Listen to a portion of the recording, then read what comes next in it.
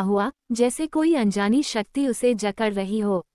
एक चौड़ी सड़क पर बस धीरे धीरे चल रही थी।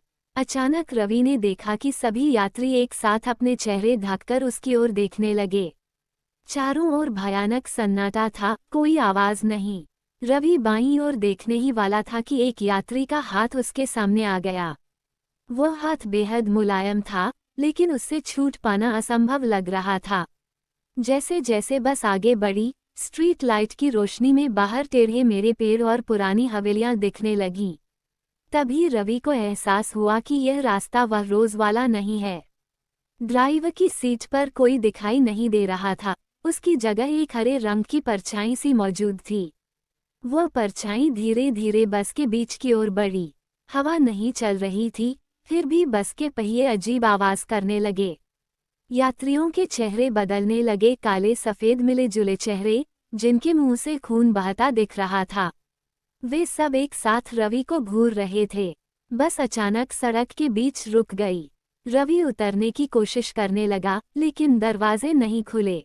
तभी एक धीमी आवाज सुनाई दी, तुम कहीं नहीं जा सकते, हमारे साथ रहोगे। वह आवाज उसके शरीर में सिहरन पैदा कर रही थी। बाहर पुराने पेड़ जैसे रेंगते हुए बस को घेर रहे थे। एक यात्री का हाथ उसके कंधे पर पड़ा, लेकिन वह हाथ जैसे हवा की तरह था, महसूस तो हुआ, पर छू नहीं सकता था।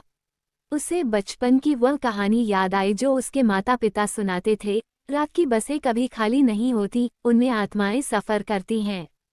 उसने कभी इस पर विश्वास नहीं किया था, लेकिन अब सच्चाई सामने थी। बस शहर से दूर एक सुनसान गांव में पहुंच गई। गांव पूरी तरह वीरान था, स्ट्रीट लाइटें बंद थीं।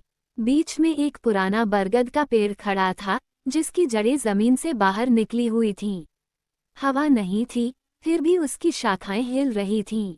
बस के अंदर बैठे काले सफेद चेहरे वाले यात्री धीरे धीरे रवि की ओर हाथ बढ़ाने लगे। तुम्हारी जान और तुम्हारा मन यहीं रहेगा, एक आवाज उसके भीतर गूंज उठी। वह भागने की कोशिश करने लगा, लेकिन दरवाजे बंद हो गए। वह चिल्लाया, लेकिन उसकी आवाज यात्रियों की आवाज में खो गई। बस बरगद के पेड़ के पास रुक गई। रवि ने बाहर देखा, एक सफेद आत्मा, जिसके चेहरे पर काली परछाई थी, उसकी ओर देखकर मुस्कुरा रही थी। तुम हमारे बच्चे हो, हमारा हिस्सा। अचानक बस जैसे हवा में जम गई। यात्री अपने शरीर खोकर केवल परछाई बन गए। रवि अकेला, डर और मानसिक तनाव से टूट चुका था। पूरी रात बस शहर में घूमती रही। रवि समझ गया, ये साधारण बस नहीं थी, यह आत्माओं